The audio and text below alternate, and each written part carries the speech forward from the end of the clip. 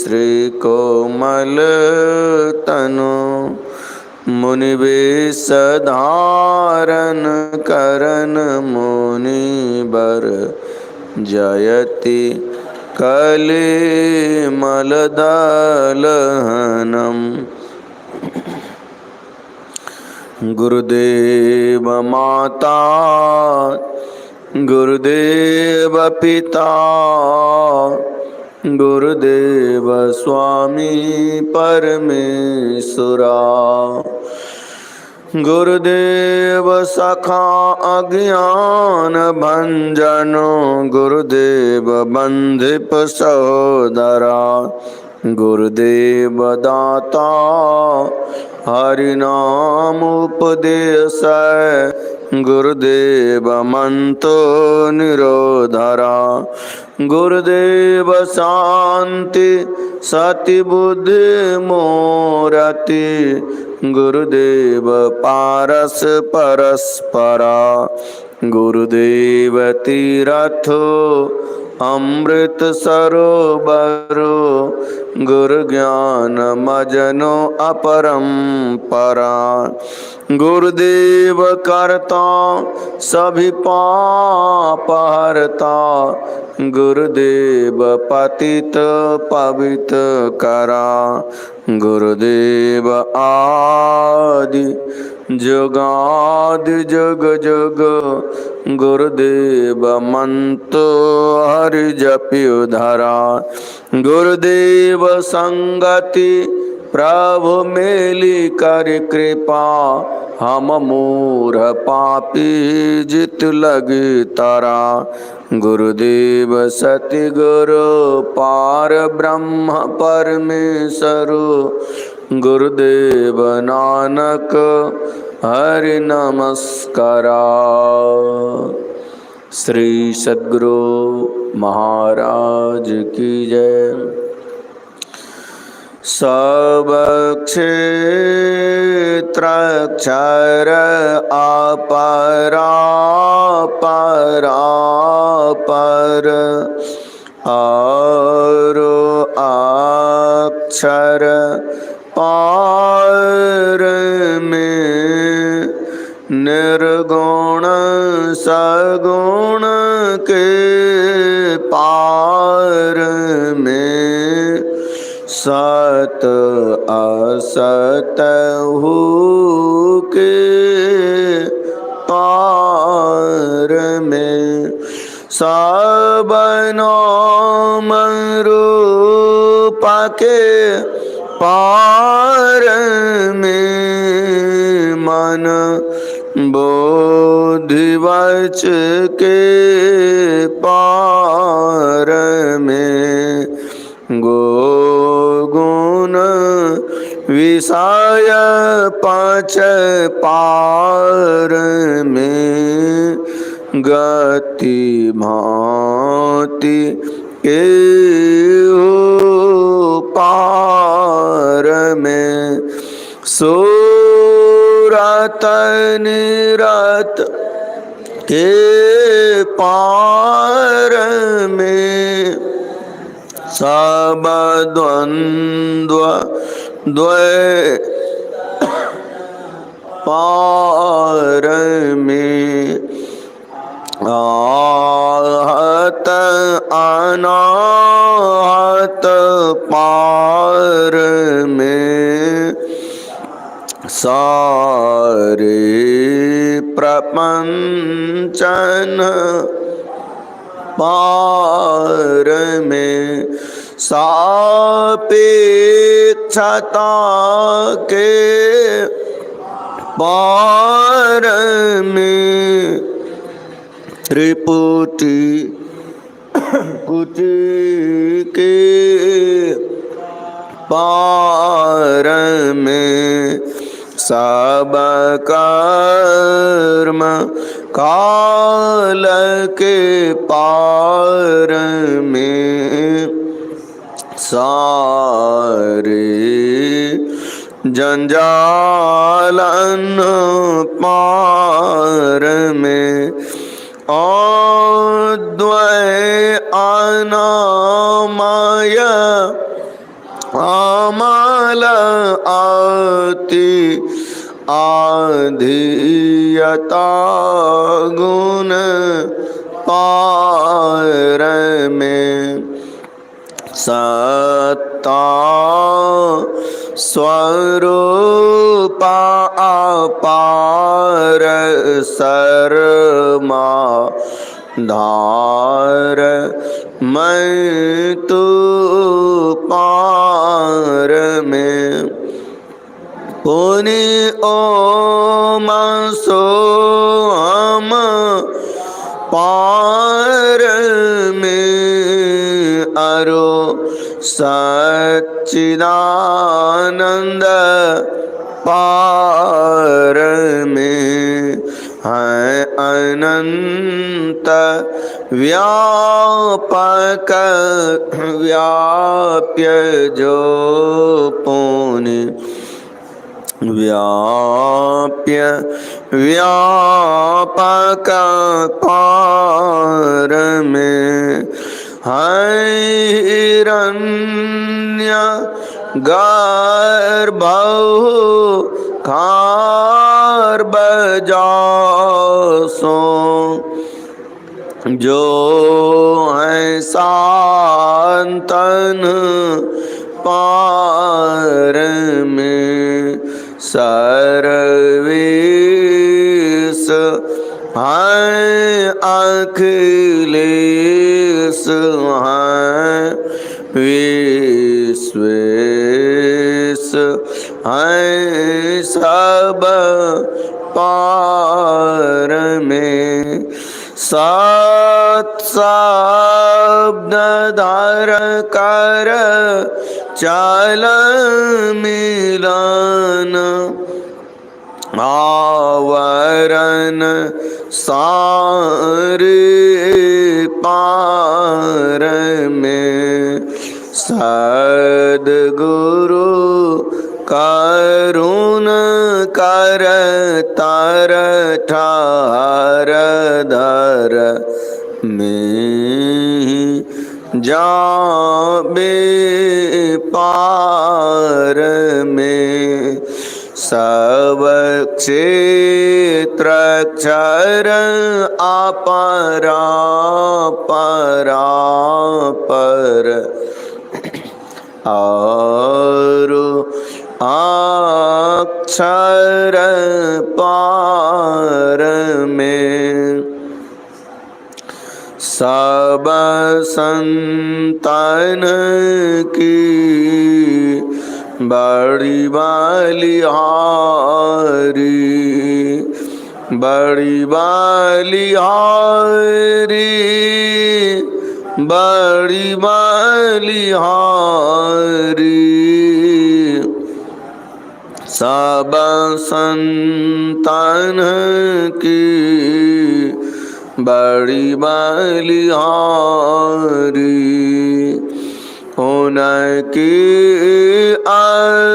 स्तुति की विधि की जाए मोरी मति अति नीच अनारी सब संतन की गड़ी बलिहारी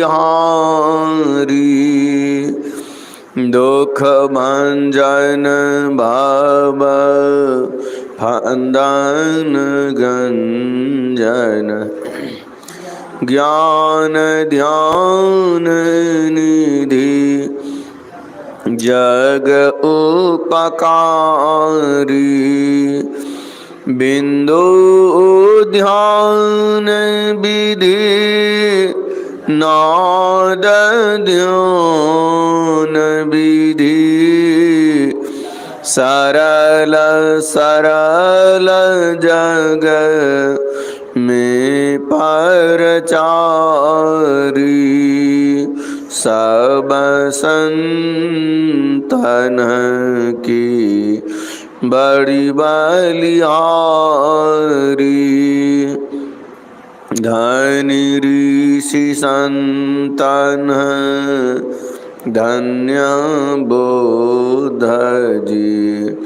शंकर रामानंद धन्य अघारी। धन्य है साहब संत कबीर जी। धन्य नानक गुरु महिमा भारी। सब संतन की बड़ी बलिहारी। गोस्वामी श्री तुलसीदास जी। तुलसी साहब अति उपकारी। ददु सुंदर सुर स्वपचर बी। जग जीवन फल तो भयहारी।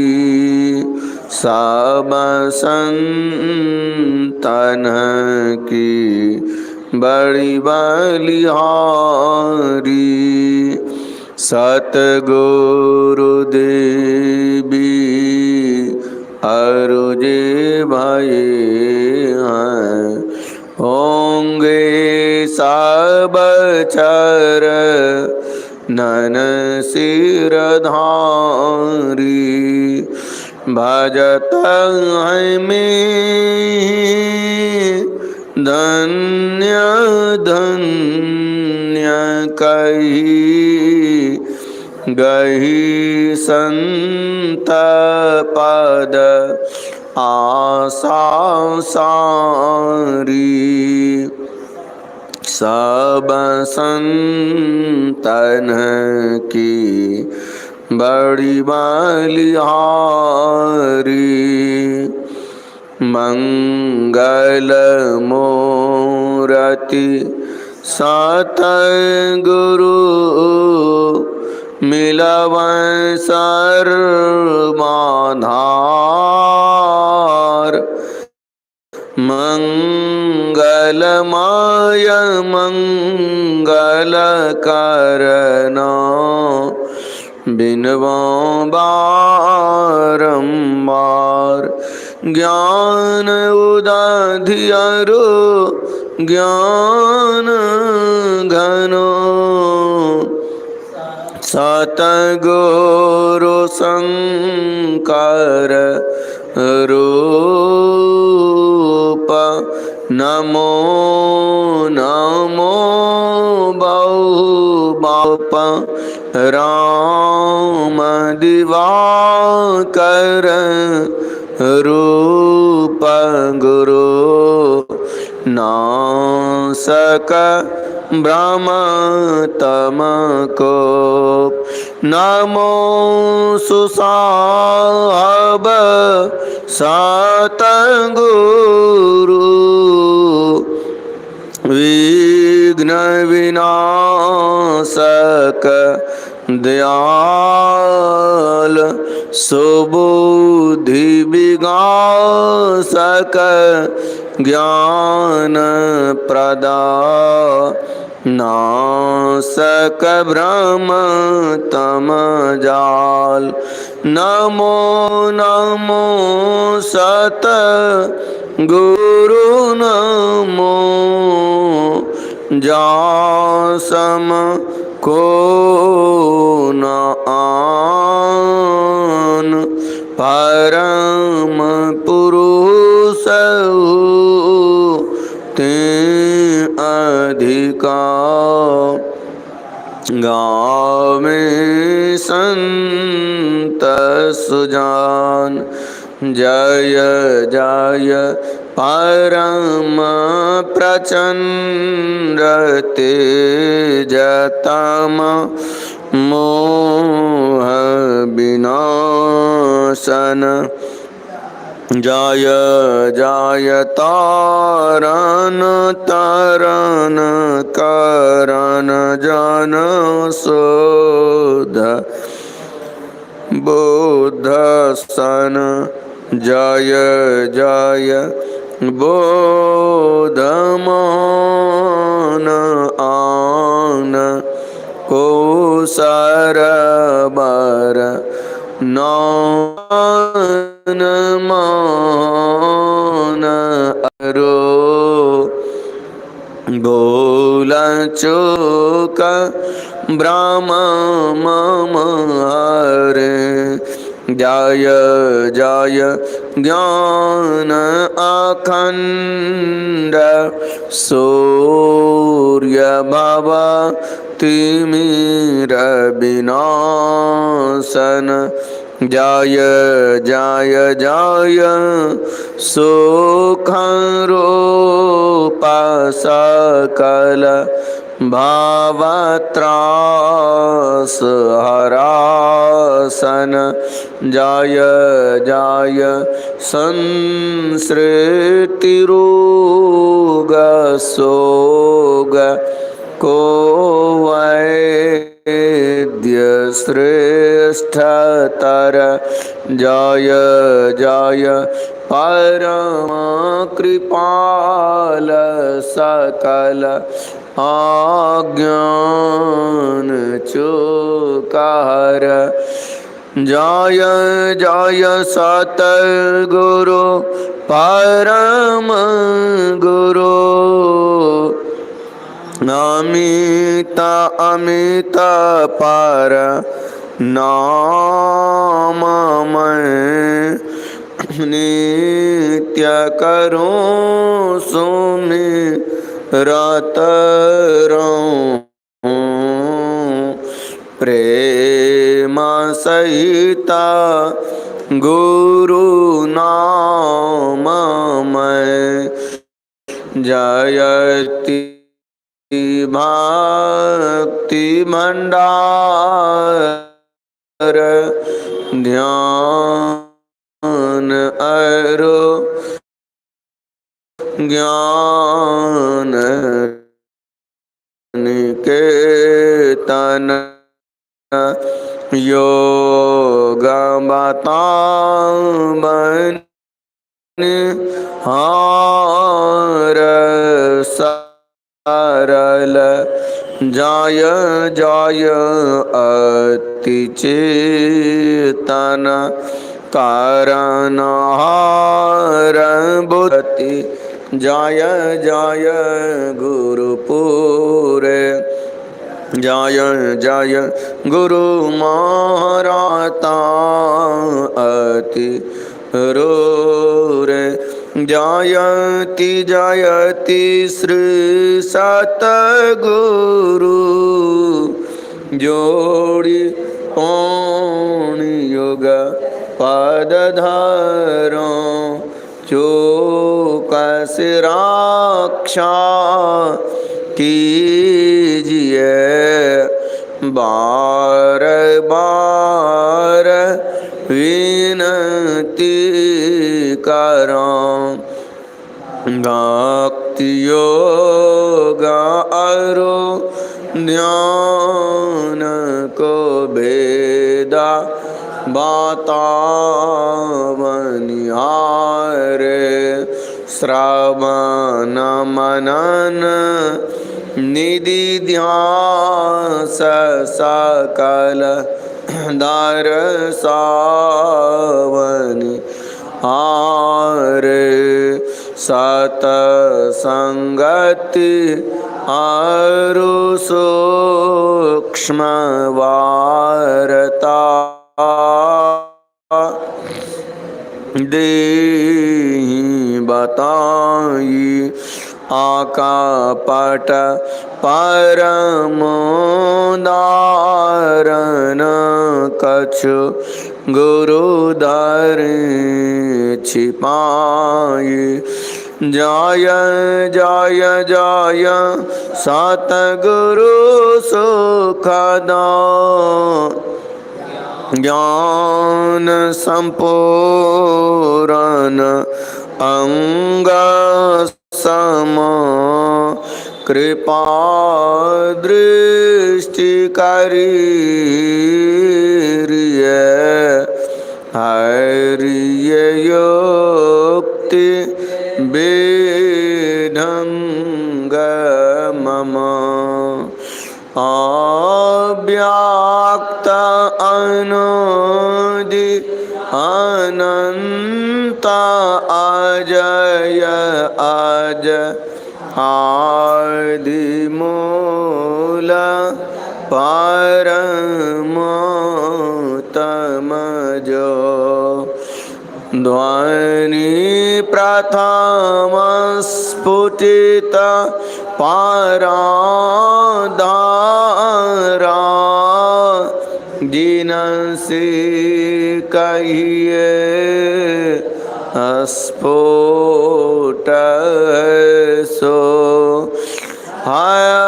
स्फुट वही उदगित वही ब्रह्मानंद शब्द ब्रह्म ओम वही अति मधुर प्रणव ध्वनि दार वही है परमात्म प्रतीक वही प्रभु का ध्वन्यात्मक नाम वही है सार शब्द सत शब्द वही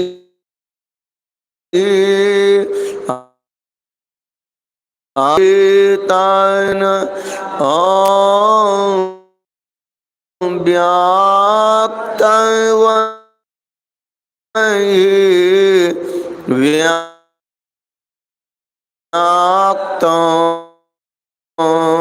में व्यापक है सर्वनाम वही श्री कृष्ण नाम वही नंदिनी शक्ति वही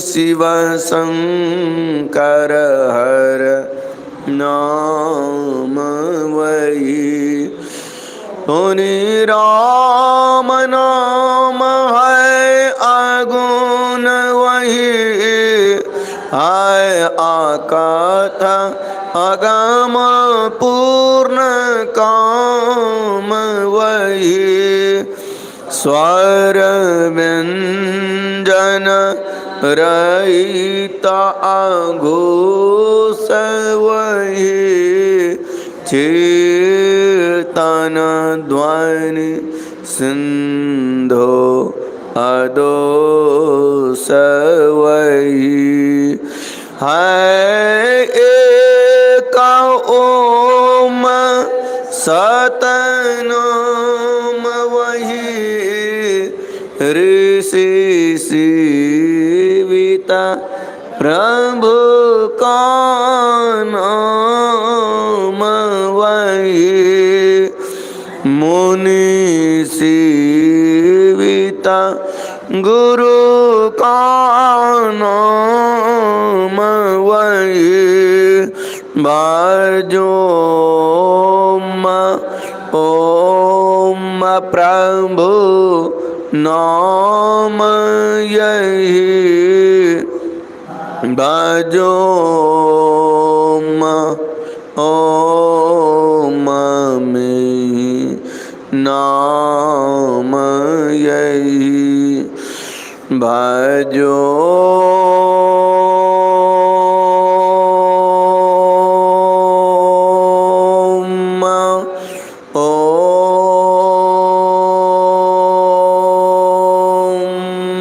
प्रभु नाम यही भजो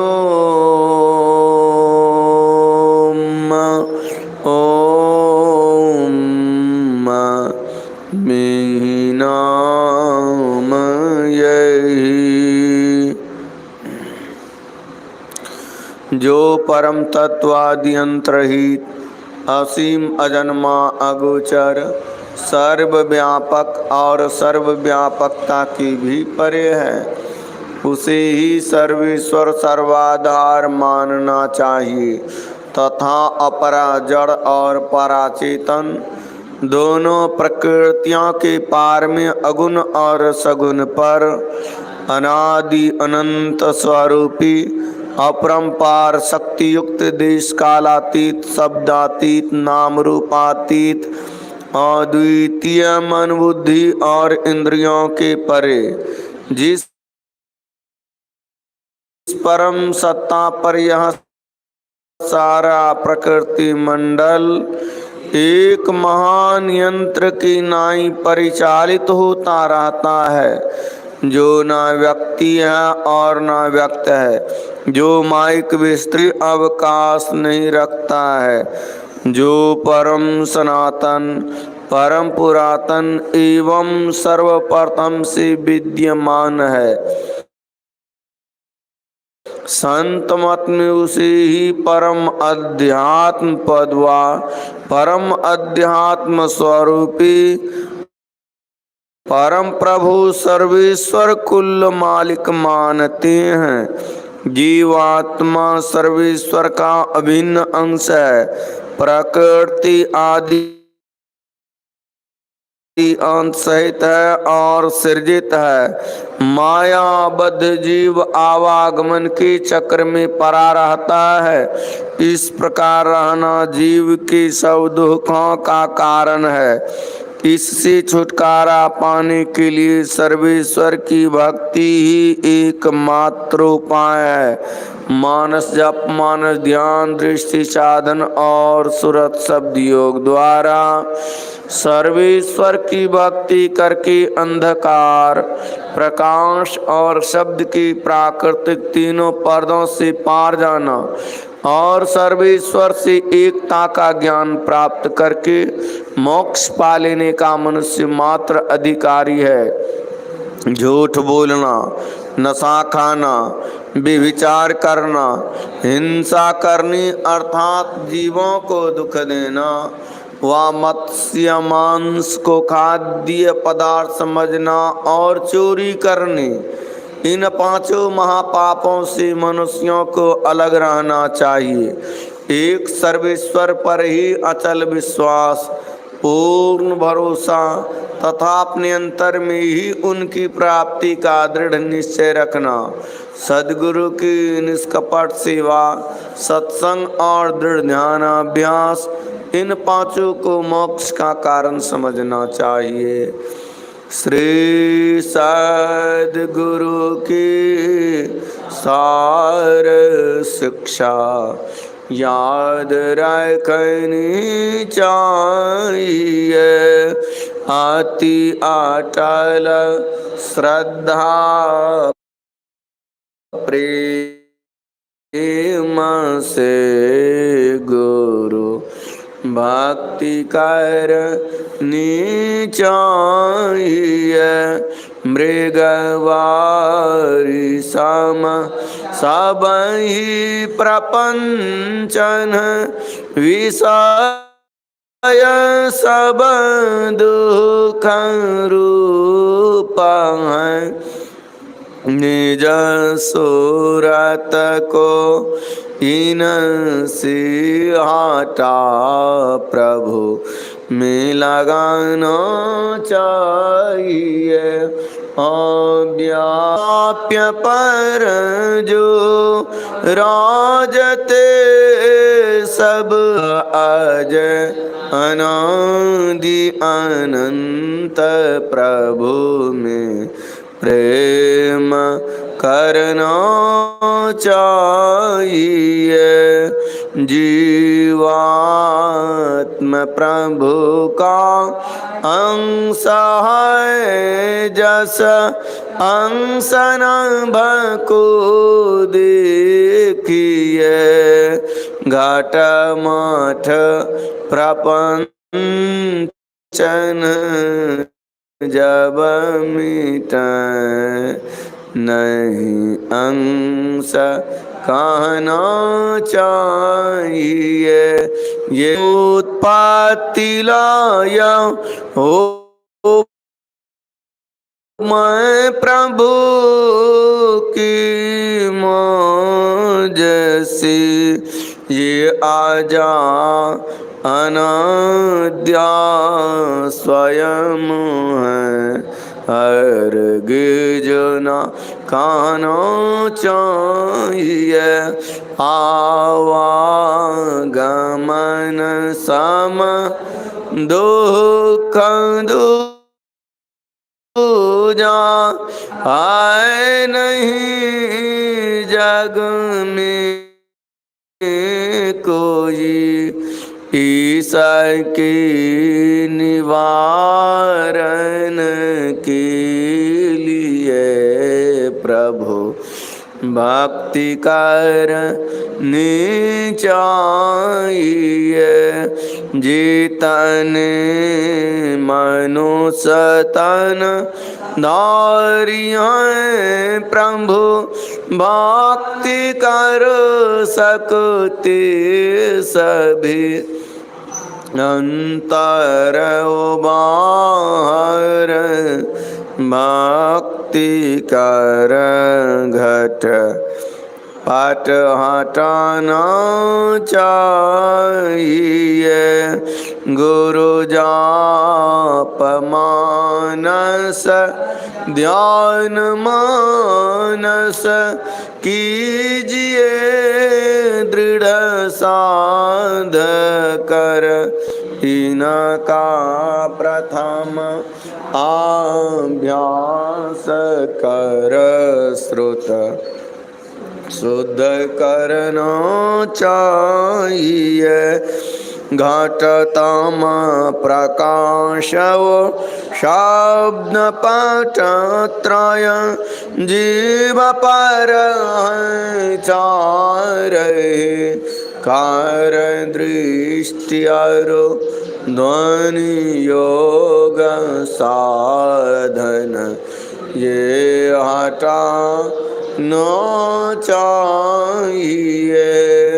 इनकी हटे माया हटेगी, प्रभु से होगी एकता, फिर द्वैतता नहीं कुछ रहेगी। आसमान नहीं पाखंड अरो अहंकार तजी, निष्कपट हो अरु दीन हो, सब कुछ समर्पण कर गुरु की सेवा करनी चाहिए। सात संग नित अरो ध्यान नित रहिए, करत संलाचार चोरी,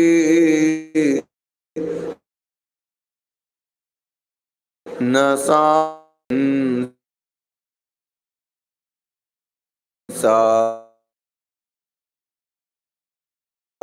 मत सिद्धांत ये सब संत दृढ़ कर दिए, इना अमल स्थिर सिद्धांत को दृढ़ याद रखना चाहिए।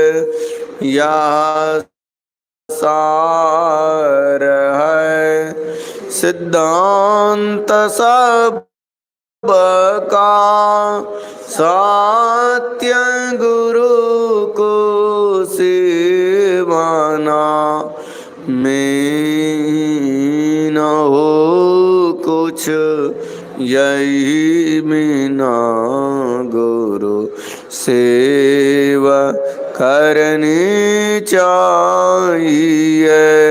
श्री सद्गुरु की सार शिक्षा याद रखनी चाहिए। अति अटल श्रद्धा प्रेम से गुरु भक्ति करनी चाहिए। शांति स्थिरता व निश्चलता को कहती हैं। शांति को जो प्राप्त कर लेते हैं संत कहलाते हैं। संतों के मत व धर्म को संत मत कहते हैं। शांति प्राप्त करने का प्रेरण मनुष्यों के हृदय में स्वाभाविक ही है। प्राचीन काल में ऋषियों ने इसी प्रेरण से प्रेरित होकर इसकी पूरी खोज की और इसकी प्राप्ति के विचारों को उपनिषदों में वर्णन किया। इन्हीं विचारों से मिलते हुए विचारों को कबीर साहब और गुरु नानक साहब आदि संतों ने भी भारतीय और पंजाबी आदि भाषाओं में सर्वसाधारण के उपकारार्थ वर्णन किया। इन विचारों को ही संत मत कहते हैं, परंतु संत मत की मूल भित्ति तो उपनिषद के वाक्यों को ही मानने पड़ते हैं, क्योंकि जिस ऊंचे ज्ञान का तथा उस ज्ञान के पद तक पहुंचाने के जिस विषय साधन नादानुसंधान अर्थात सुरत शब्द योग का गौरव संत मत को है। वे तो अति प्राचीन काल की सी भित्ति पर अंकित होकर जगमगा रहे हैं। भिन्न भिन्न काल तथा देशों में संतों के प्रकट होने के कारण लयमाश्रया पुख विषय क्षण तत्परो अपि ब्रह्मावलोकन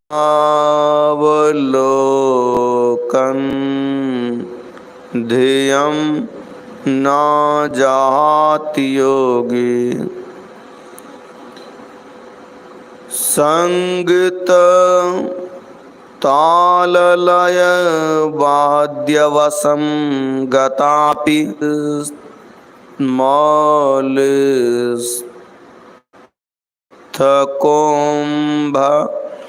परिरक्षन् धीर्नटेवा सर्वचिंता परित्यज्य सावधानेन चेतसा नाद एवानुसंधेयो योग साम्राज्यमिच्छता।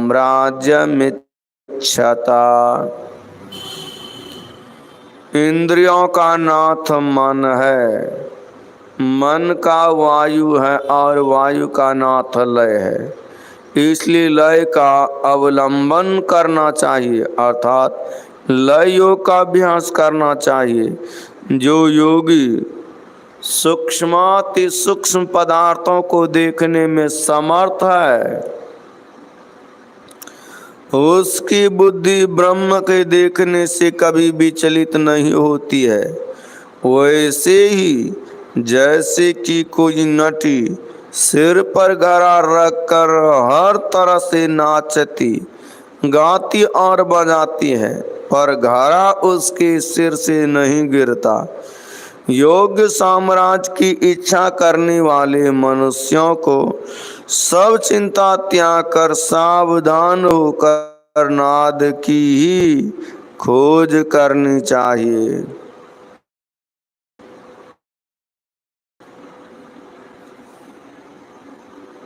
सुकश्च वामदेवश्च द्वैश्रेति देव निर्मिते सुको व्यंगमः प्रोक्तो वामदेवः पिपीलिका। देवताओं ने सुक और वामदेव नामक दो मार्गों को बनाया है। सुक मार्ग विहंगम मार्ग के नाम से विख्यात है और वामदेव मार्ग पिपीलिका मार्ग के नाम से। लायोग विहंगम मार्ग सुक मुनि का मार्ग, हठ योग पिपीलिका मार्ग वामदेव मुनि का मार्ग। पंचभूतात्मको देहः पंचमंडल पूरितः। यह शरीर पंचभूतों से बना हुआ है और इसमें 5 मंडल हैं। श्री सद्गुरु महाराज की जय। बीच बीच में जे सत्संग में कभी काल कैसे बोले ले श्री सद्गुरु महाराज की जय, जोर से बोलिए। कहना कैसे जाने छे, जो कोई अंग है ना तोरा वहीं टूट जाए या मन कहीं भटकल है सत्संग सुने से दोसर चिंतन में है तो ऐसे छे एक बार बोलिए प्रेम से श्री सद्गुरु महाराज की जय।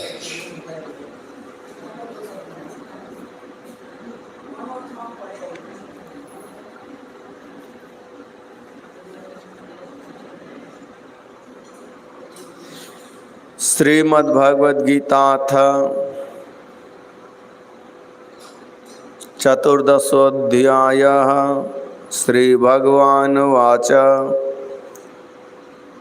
सत्वात् संजायते ज्ञानम रजसो लोभ एव च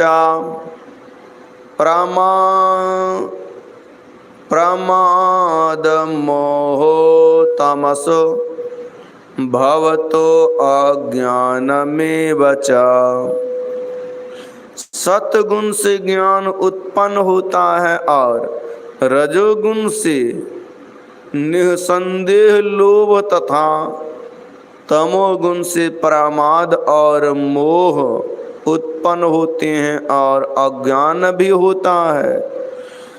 ऊर्ध्वं गच्छन्ति सत्वस्था मध्ये तिष्ठन्ति राजसाः जघन गुण वृत्तिस्था अधो गच्छन्ति तामसाः। सत्वगुण में स्थित पुरुष स्वर्ग आदि उच्च लोकों को जाते हैं।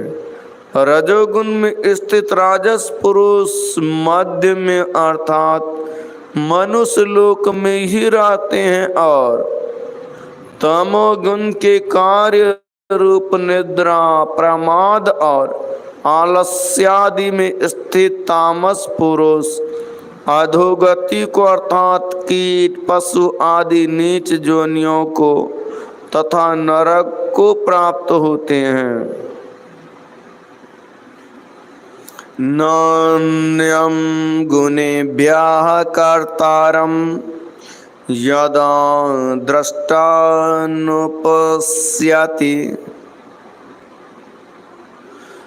गुणेभ्यश्च परं व्यक्ति मद्भावं सो अधिगच्छति। जिस समय दृष्टा तीनों गुणों के अतिरिक्त अन्य किसी को करता नहीं देखता और तीन गुणों से अत्यंत परे सच्चिदानंद घन स्वरूप मुझ परमेश्वर को तत्व से जानता है, उस समय वह मेरे स्वरूप को प्राप्त होता है।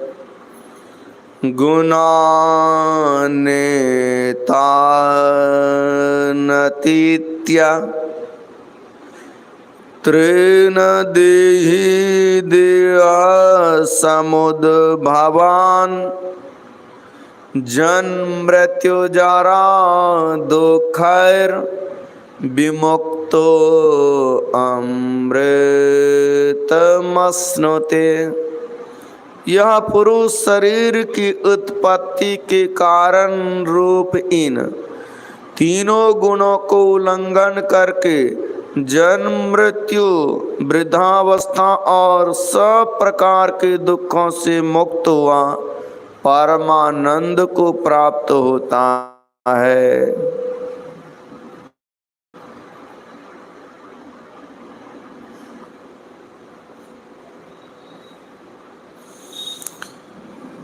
अर्जुन वाच कैर्लिङ्गस्त्रीन् गुणान्नेतान् तीतो भवति प्रभो किम् आचारः कथं चैतांस् स्त्रीण गुणानतिवर्तते। अर्जुन बोले, इन तीनों गुणों से अतीत पुरुष किन किन लक्षणों से युक्त होता है और किस प्रकार के आचरणों वाला होता है, तथा हे प्रभु मनुष्य किस उपाय से इन तीनों गुणों से अतीत होता है। श्री भगवान वाच प्राकाशं च प्रवृत्तिं च मोहमेव च पांडव न द्वेष्टि संप्रवृत्तानि न निवृत्तानि कांक्षति। श्री भगवान बोले, हे अर्जुन, जो पुरुष सत्व गुण के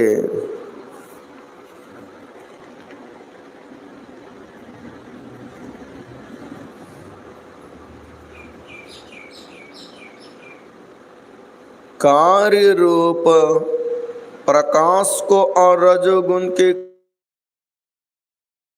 कार्य प्रवृत्ति को तथा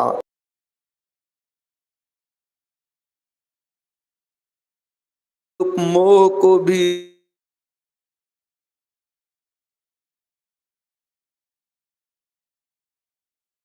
न तो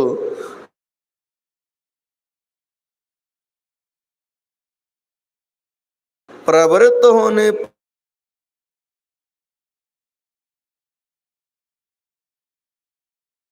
पर उनसे द्वेष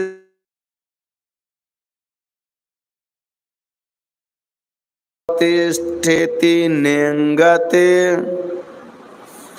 जो साक्षी के सदृश स्थित हुआ गुणों के द्वारा विचलित नहीं किया जा सकता और गुण ही गुण में बरतते हैं, ऐसा समझता हुआ जो सच्चिदानंद घन परमात्मा में एक ही बात से स्थित रहता है एवं उस स्थिति से कभी विचलित नहीं।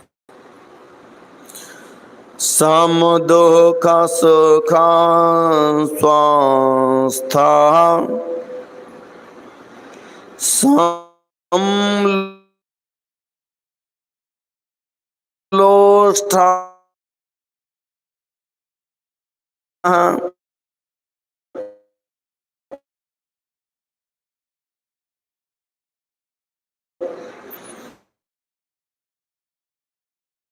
तुल्य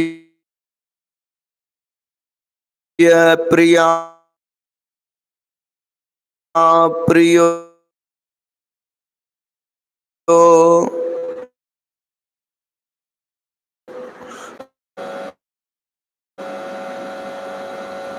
गुणत्रय विभाग योगो नाम चतुर्दशोऽध्यायः।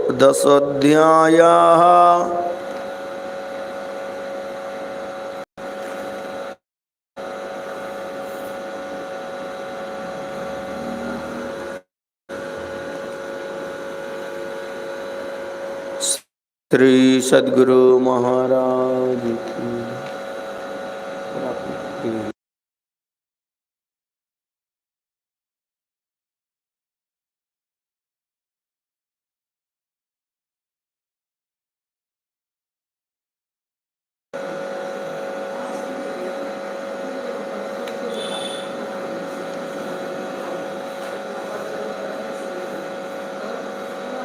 अखी बंद कर है ना, सब वहीं था।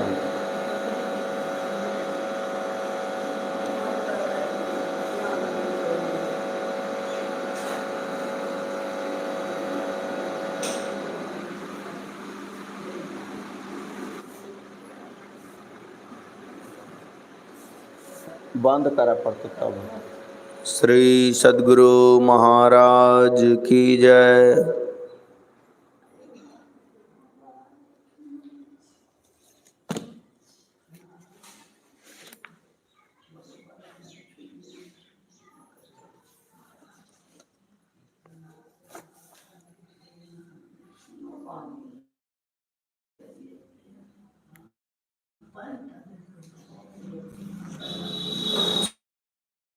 श्री सद्गुरु महाराज की जय।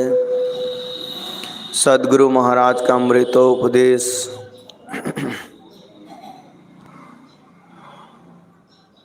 सत्संग सुधा सागर से। धर्मानुराग्नि प्यारी जनता, आप लोग अपने अपने जीवन काल में बरत रहे हैं। रहेगा कोई ठिकाना नहीं। संभव है कोई 50 वर्ष, कोई 80 वर्ष, कोई 100 वर्ष और कोई ज़्यादा भी रहे, किंतु इस जीवन काल के पहले भी समय समाप्त हो जाए।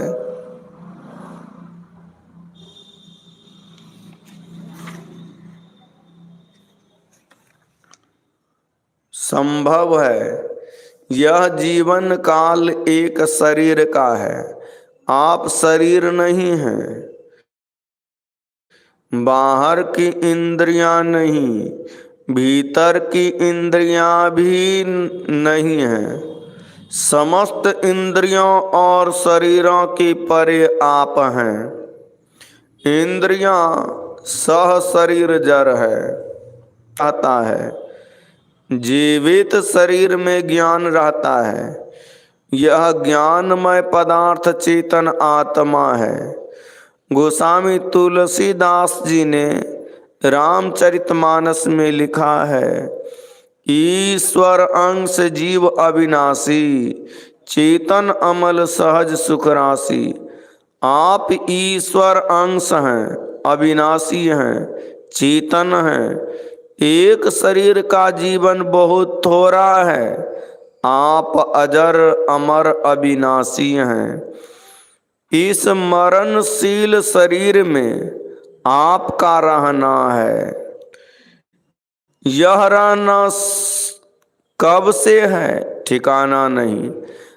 आपने एक ही शरीर को नहीं, अनेक शरीरों को भोगा है। प्रत्येक शरीर का जीवन काल कुछ न कुछ रहा है। आपने अनेकों शरीरों को भोगा है और फिर इस शरीर को भोग रहे हैं। एक शरीर का जीवन 100-125 वर्ष का है और आपका जीवन अनंत है। एक शरीर के जीवन में जीवन भर आप सुखी रहना चाहते हैं। परंतु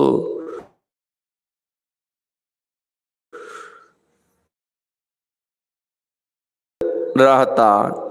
जैसे दिन के बाद रात, रात के बाद दिन, इसी तरह सुख के बाद दुख और दुख के बाद सुख अनवरत रूप से आते रहते हैं। इन दुखों को छुड़ाने के लिए लोग बहुत उपाय करते हैं, किंतु दुख पीछा नहीं छोड़ता। एक शरीर के दुख को दूर करने का काम करते हैं, यह अच्छा करते हैं, किंतु आपके स्वयं का जो जीवन है उस सुख के लिए भी सोचें। इसके लिए लोग ख्याल नहीं करते। लोग एक पहाड़ आधे पहाड़ के दुख को पसंद नहीं करते हैं, उसे अच्छा नहीं कहते हैं। तब लंबे जीवन के दुख को मिटाने के लिए कोशिश नहीं की जाए, ठीक नहीं। यह शरीर वाला जीवन इहलोक और परलोक में कब तक होता रहेगा ठिकाना नहीं। इस लोक परलोक से छूटने के लिए जब तक यत्न नहीं किया जाए तब तक दुख उठाते रहना होगा। स्वर्ग में भी दुख नहीं छोड़ता। ऊंचे ऊंचे स्वर्ग लोक में भी समय बंधा रहता है। जब तक कर्म फल है तब तक वहां का सुख भोगती हैं। फिर वह समय बीतने पर वहां से लौटाया जाता है। इस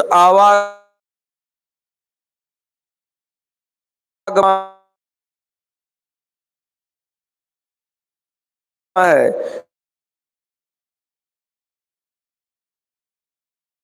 इस से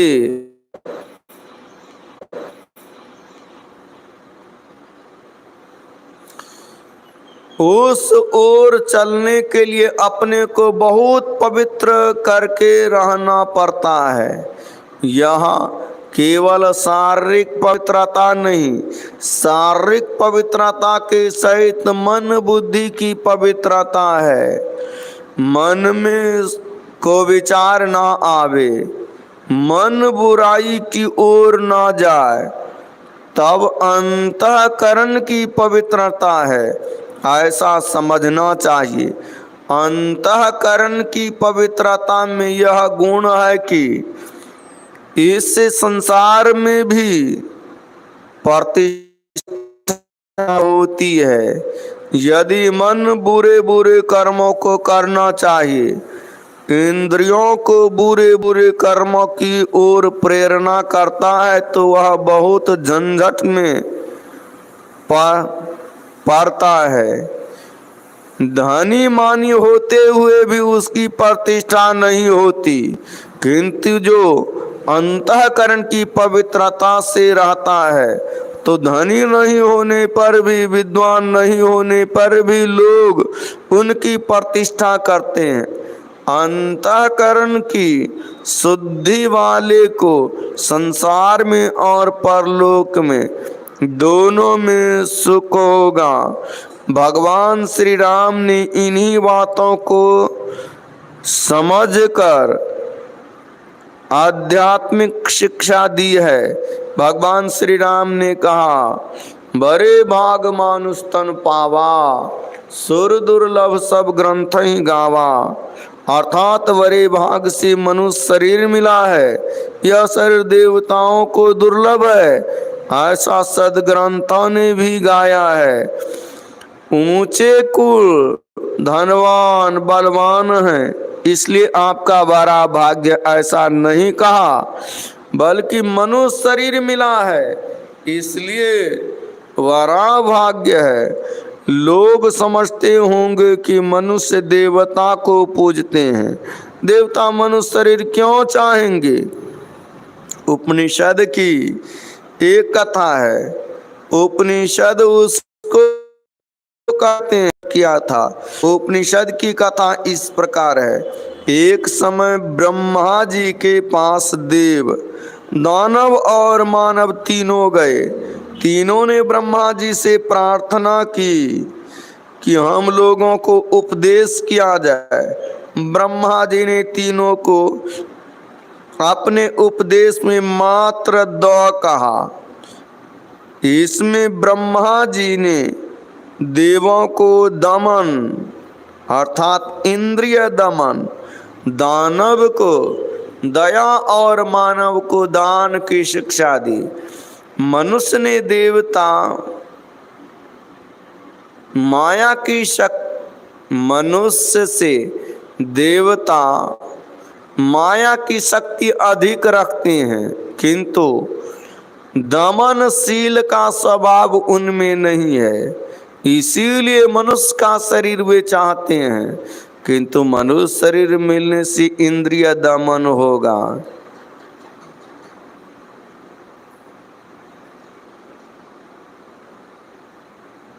इसीलिए मनुष्य का शरीर वे चाहते हैं कि मनुष्य शरीर मिलने से इंद्रिय दमन होगा। अर्जुन स्वर्ग गए थे, उनकी सुंदरता देखकर वहां की अप्सरा उन पर मोहित हो गई। उसने एकांत में अपनी मनोभावना अर्जुन के सामने प्रस्तुत की, परंतु अर्जुन अविचल रहे। इस पर उस अप्सरा ने असंतुष्ट होकर अर्जुन को शाप दिया। देवताओं को इंद्रिय दमन की शक्ति नहीं है। यहाँ ही देखिए, जिसको धन है वे किस तरह रहते हैं।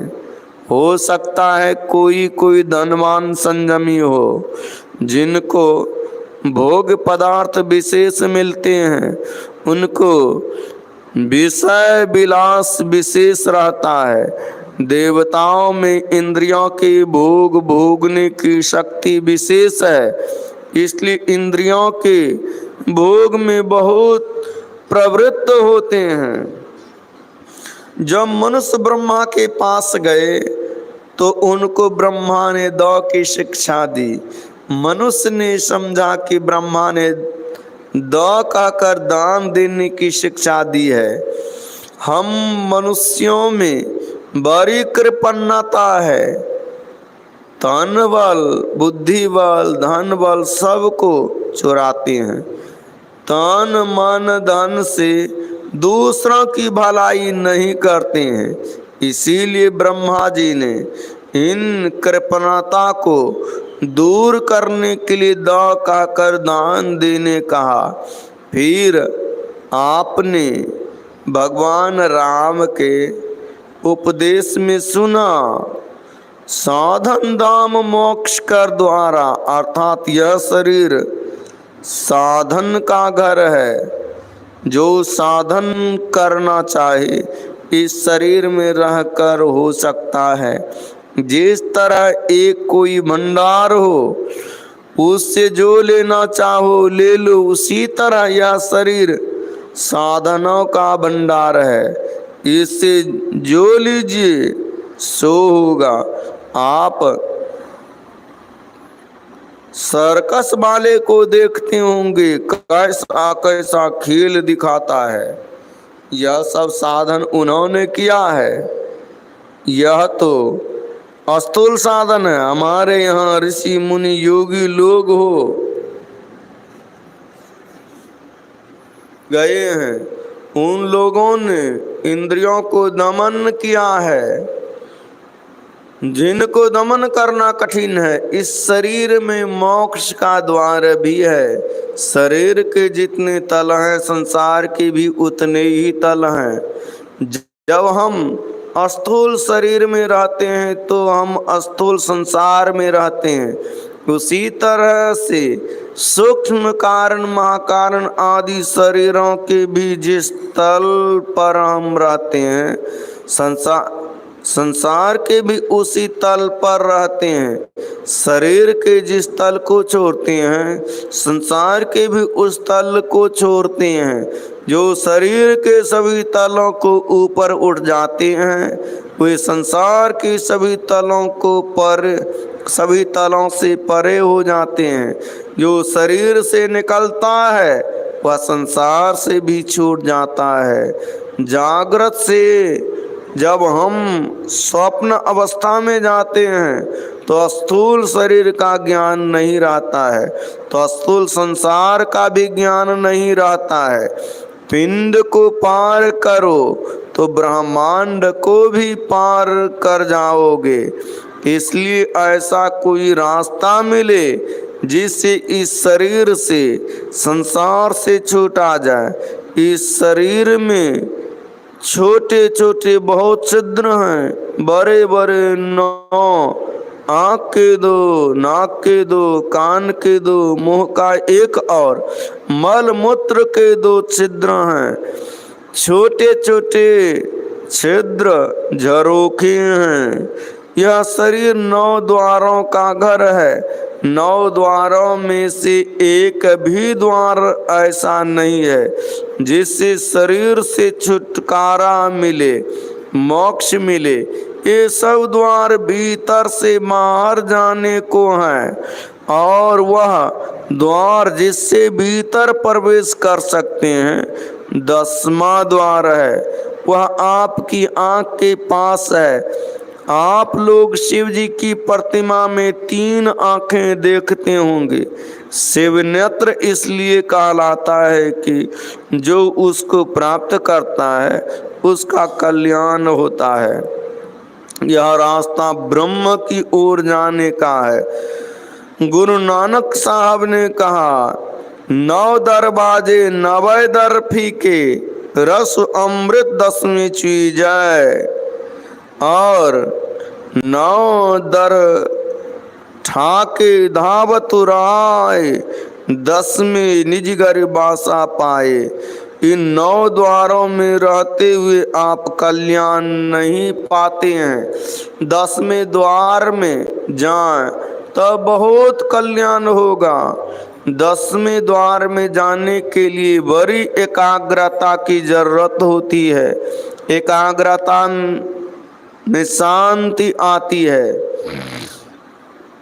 आप लोग जब जगने से सोने के लिए कोशिश करते हैं तो एक अवस्था आती है जिसको तंद्रा कहते हैं।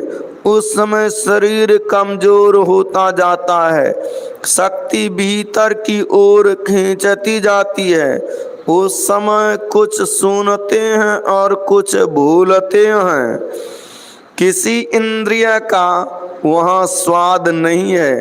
अंदर सरकाब में चैन मालूम होता है। सोने के समय मन की चंचलता छूटती है। यदि मन में कोई चिंता लगी हो तो नींद नहीं आवेगी। सोने के समय अंदर प्रवेश करते समय सब ख्याल छूटते जाते हैं। एक चैन मालूम होता है। यह तो स्वाभाविक सबको होता है। जो कोई उसको विचित्र आनंद मालूम होता है। साहब ने कहा है, भजन में होता आनंद आनंद, बरसत बिसद अमी के मारद, भीजत है कोई संत। जो अंतर की ओर चलता है वह संसार की ओर से छूटता है। जो संसार की ओर से छूटता है वह परमात्मा की ओर जाता है। उस 10वें द्वार से गुजरता है वह मोक्ष की ओर जाता है। वह करता है 10वें द्वार की ओर जाना भक्ति करनी है। जिसने इस मनुष्य शरीर को पाकर अपना परलोक नहीं सुधारा वह दुख पाता है। परलोक 2 तरह के होते हैं, एक स्वर्ग आदि और दूसरे मोक्ष। यहाँ परलोक स्वर्ग आदि के लिए है, इसीलिए यहाँ परलोक स्वर्ग आदि के लिए है। इसीलिए भगवान श्री राम ने कहा सो परत्र दुख पावई सिर धुंधुन पछताय, काल ही कर्म ईश्वरी मिथ्या दोष लगाए। अर्थात जो मनुष्य शरीर पाकर अपना कल्याण नहीं कर लेते हैं वे अंत में दुख पाते हैं और सिर धुन धुन कर पछताते हैं। वे काल कर्म और ईश्वर को झूठ ही दोष देते हैं। ईश्वर की बड़ी कृपा है कि मनुष्य का शरीर मिला है। ईश्वर की विशेष कृपा को आप प्राप्त कर सकते हैं जब आप परमात्मा का भजन कीजिए। काल आपके अधिकार में है। समय को सोकर बैठकर खो सकते हैं, कुछ काम करके बिता सकते हैं, ईश्वर भजन करके बिता सकते हैं। समय किसी को कुछ करने में रोकता नहीं है। कर्म का भी दोष देना बेकार है। आपने अपने प्रारब्ध को अपने से ही बनाना होता है। इसलिए काल कर्म ईश्वर को दोष देना उचित नहीं। फिर भगवान श्री राम ने कहा यही तन कर फल विषय अंत।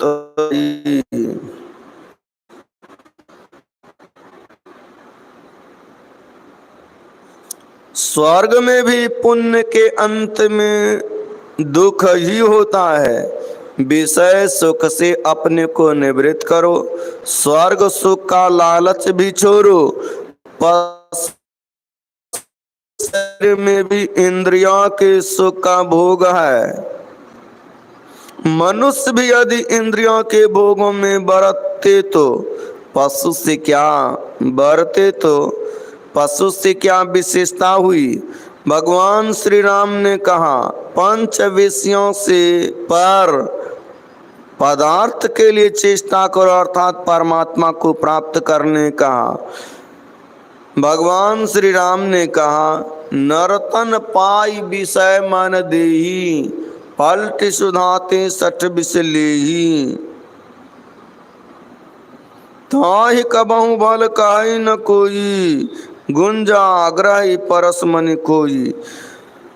मनुष्य शरीर पाकर जो विषय में मन लगाता है वह अमृत छोड़कर विष लेता है। आगे भगवान श्री राम कहते हैं आकर 4,84,000 जोनि भ्रमत यह जीव अविनाशी।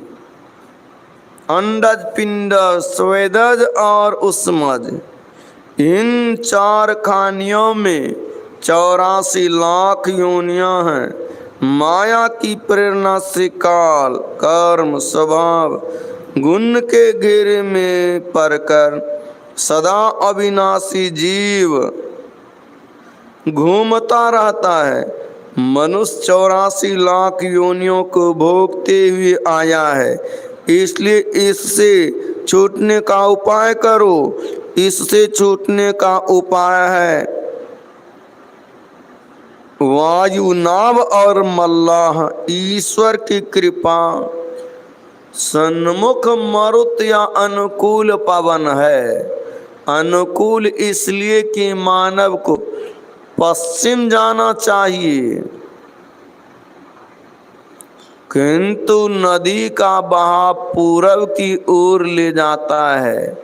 यदि पूर्वया हवा चल पड़े तो वह हवा उसको पूरब की ओर जाने से रोकती है। उस नाव पर मल्लाह पाल टांग देता है, तब नाव भाटे से सिरे की ओर चली जाती है। मनुष्य शरीर नाव है, ईश्वर की कृपा अनुकूल वायु है और सद्गुरु मल्लाह है। सद्गुरु वह है जो सद्ज्ञान में बरते, जो दूसरों को सद्ज्ञान देता हो।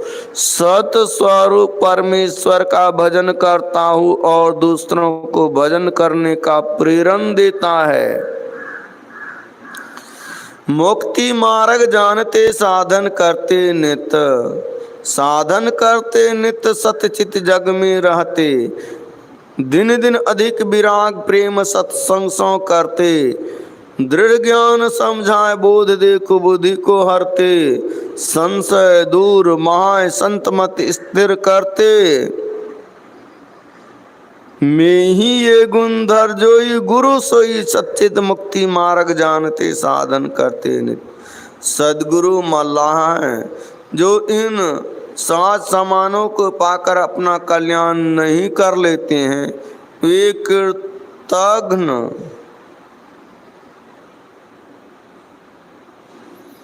मंदमति और आत्महत्या के दोष को पाते हैं।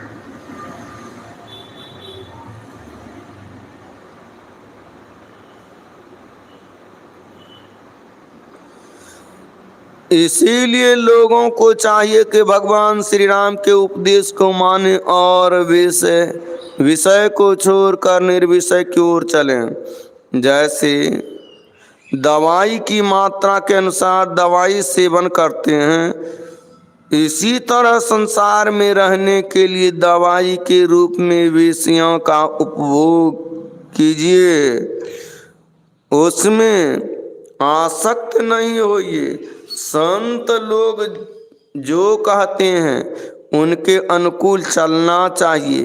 यदि भला भी होना चाहो और बुरा भी करो तो कैसे हो सकता है। इत्र दान में गोबर वाली उंगली देना ठीक नहीं। ईश्वर का भजन करना चाहो तो अपने अंतःकरण को शुद्ध करो। अंतःकरण को शुद्ध करने के लिए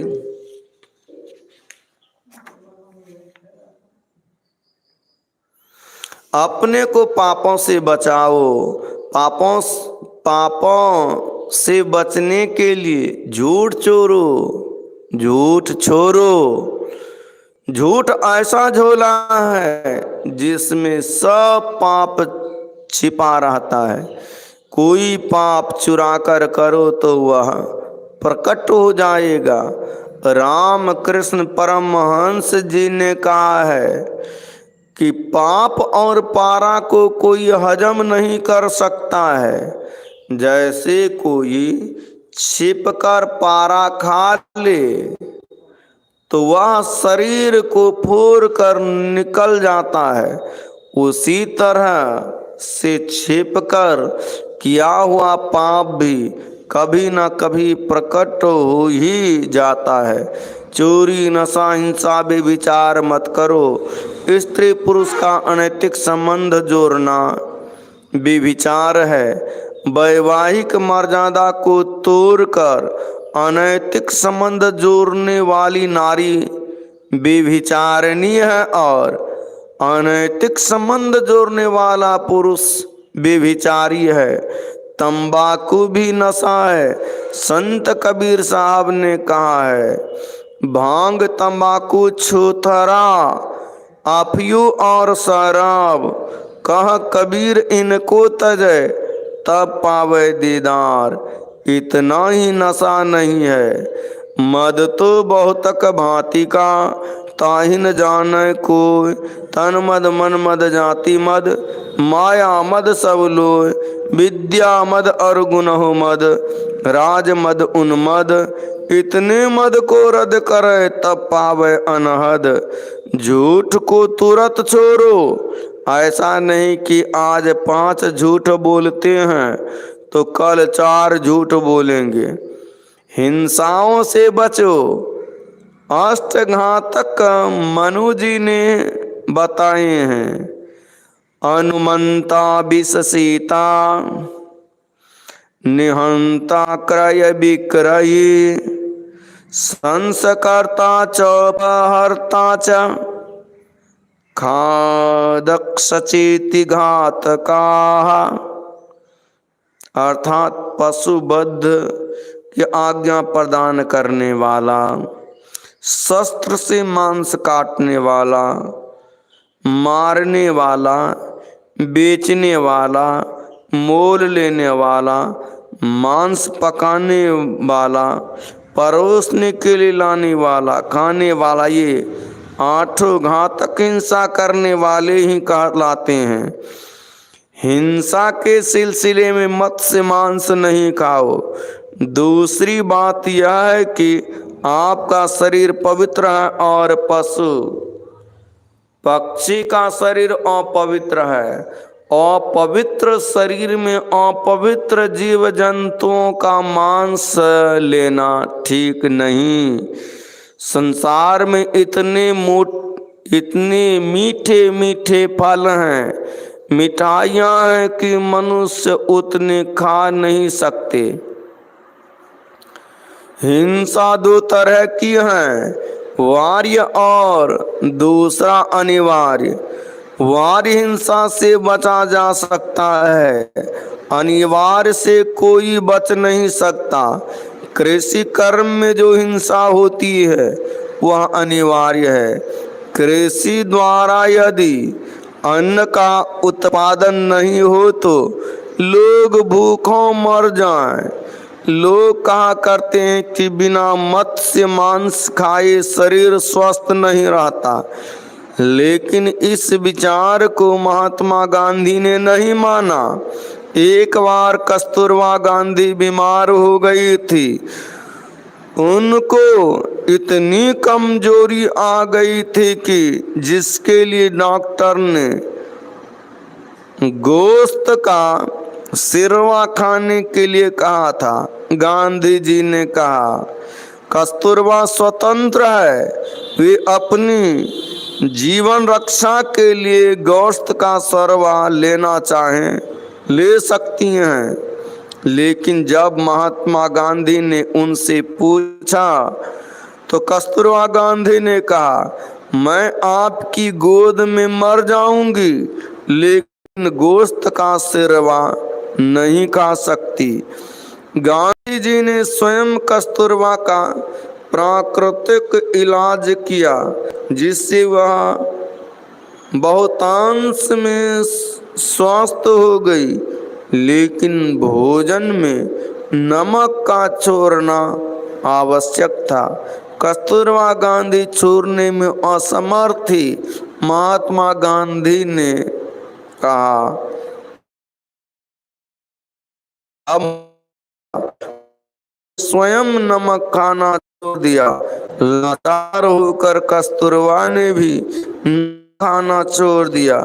फिर वे पूर्ण स्वस्थ हो गई। मांस मछली खाने से बलवान होंगे, यह बात मानने योग्य नहीं। मथुरा के चौबे मत्स्य मांस नहीं खाते। उनका थप्पड़ किसी को कान में तो बहरा ही बना देगा।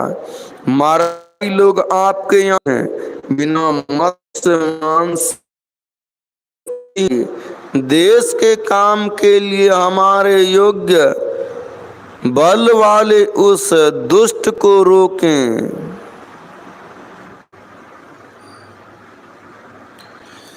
जिस हिंसा की मनाही है वह वार्य हिंसा के लिए है, अनिवार्य हिंसा से बचने के लिए नहीं। शौक से हिंसा मत करो।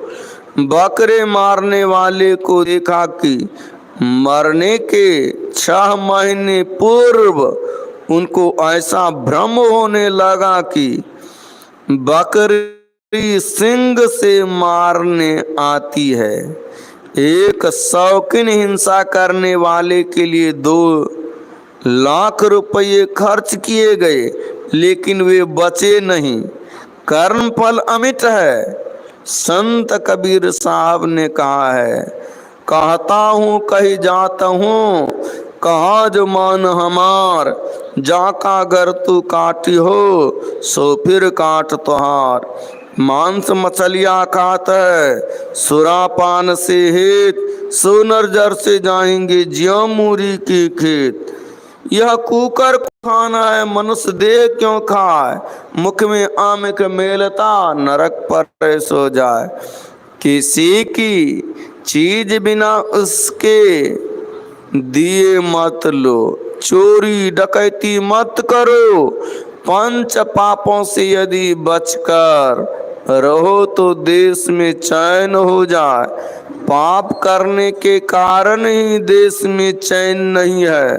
चोरी डकैती बेविचार आदि पाप करते रहने से कैसे चैन हो सकता है।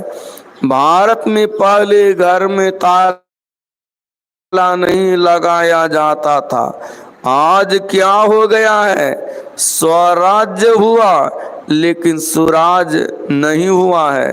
5 पापों को छोड़िए और ईश्वर भजन कीजिए, तभी कल्याण होगा। संतों ने सबके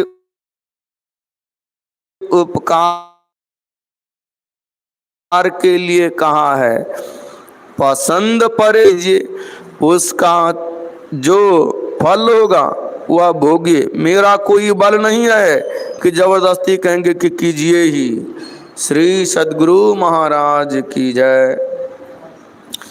यह प्रवचन पूर्णिया जिला अंतर्गत महर्षि में ही नगर कुशहा तेलिहारी ग्राम में दिनांक 28/1955 ईस्वी को अपराह्न कालीन सत्संग में हुआ था। तेलिहारी अच्युतानंद बाबा गाँव।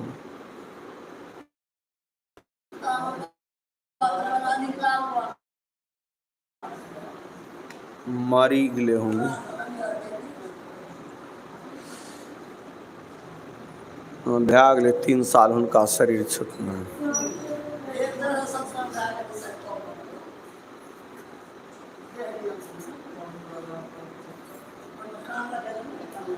श्री सद्गुरु महाराज की जय।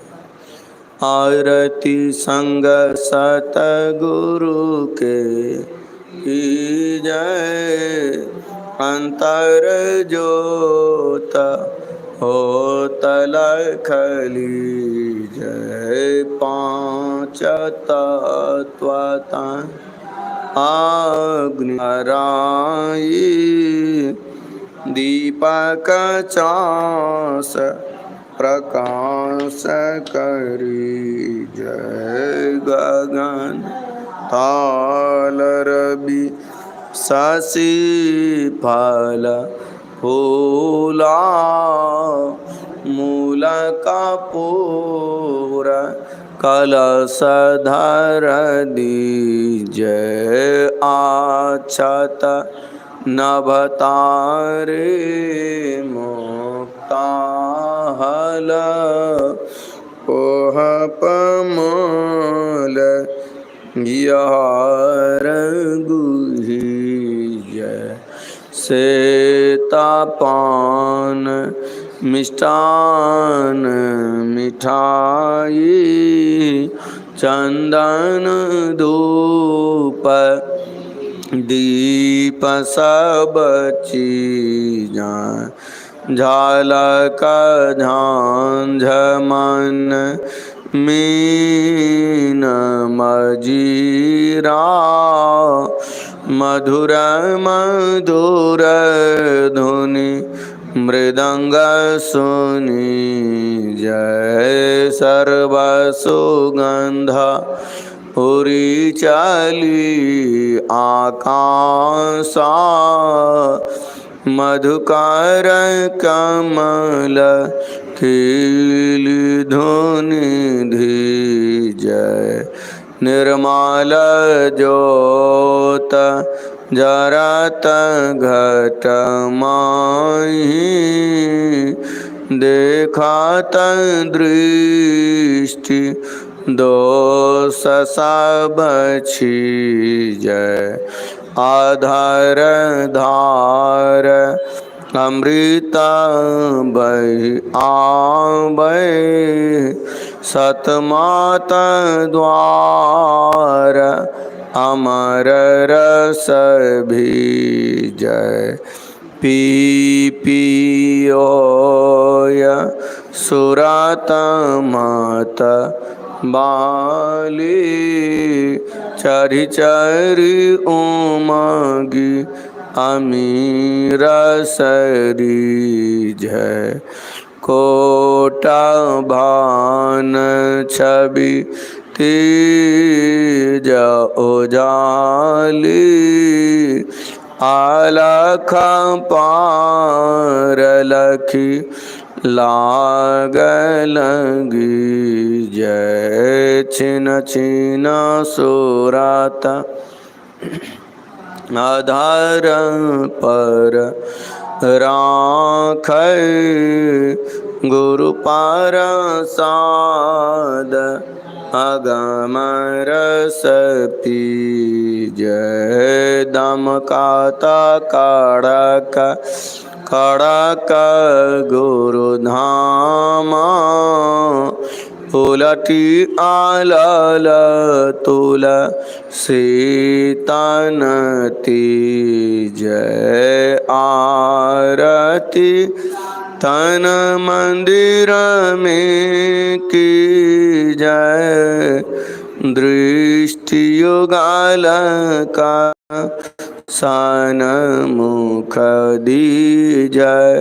चमकी बिंदु सूक्ष्मति उज्ज्वल ब्रह्म ज्योति अनुपम लख लीजय। जगमग जगमग रूप ब्रह्मंडा निरख निरखी जो तीतज दीजय। शब्द सुरत अभ्यास सरलतर करि करि सार सबद गई लीजय। ऐसी जुगति काया गढ़